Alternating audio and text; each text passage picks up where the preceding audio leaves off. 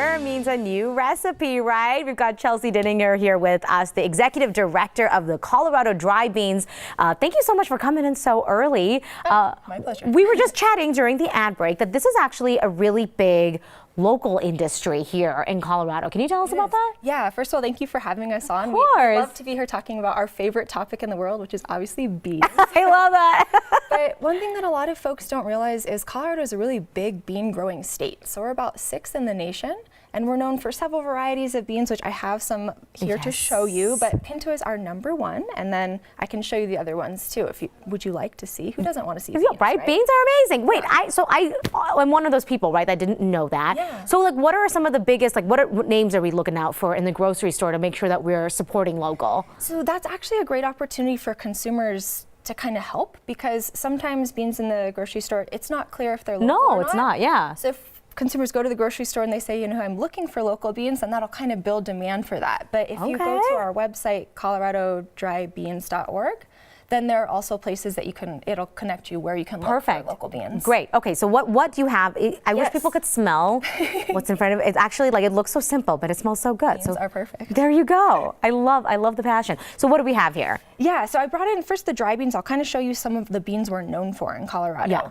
So Pinto, like I said, it's our #1. We're known for a beautiful, delicious Pinto, and almost 75% of the beans we grow here are Pinto beans. Which is a lot, because again, we're #6 in the nation. Yeah, that's a lot. That's a lot of beans. And then these two are tied for #2. So light red kidney and Mayakoba are similar for #2 in production, each about 10%. But if you have not had Mayakoba beans, they're also called yellow beans. A lot of people haven't. They're amazing. They're super creamy, super buttery. I can't recommend them highly enough. Oh. And then we want to talk about black-eyed peas, of course, because New Year's, yeah, that makes sense, yeah. These are the ones we've brought in today. Yeah. Okay, so I am all about, like, the Instapot, chili recipes, things like that. So you got a couple of tips for folks who, are buying the dried beans or whatever it is, and what to do with that. Sure. So in terms of cooking, there's so many different ways to cook beans, and a nice thing about cooking dry beans at home is if you only have, if you have a 1-pound bag, that actually cooks up into about 6 cups of cooked beans. It's a good way to, like, cook ahead for the family and things like that, especially if you're looking for, like, a meat alternative, right? And it freezes well too, so you can, freeze them, and if you don't use all of them in a few days, you can pop them in the freezer, have beans ready to go, but you can cook them on the stovetop, in the slow cooker like a crock pot, in an electric pressure cooker like an Instant Pot, so I love it. I gotta go to the grocery store. Okay, so what are we trying here today?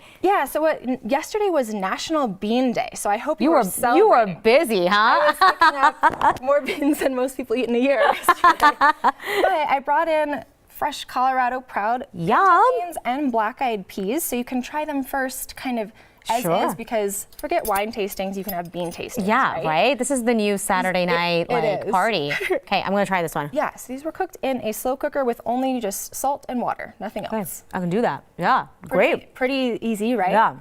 But so beans do have different flavors and everything. So this is Pinto. Again, this is what we're known for in Colorado. But here's some black-eyed peas in honor of the New Year, if you want to kind of try those and see the difference in taste. I love it. And also texture, too. We're almost out of time, but I do want to just remind people about, like, the health benefits of this, especially as, there's so much talk about, like, what are your meat alternatives and your vegetarian options for your protein, or trying to get your kids to eat different types of protein or whatever it is. So fill people in on that. So beans are one of the most amazing foods in the world. It's not just personal bias speaking here, because they're super full of protein and fiber. Yeah. So that helps keep us full, and that fiber, which most of us don't get enough of in America, is really important for gut health. Yeah.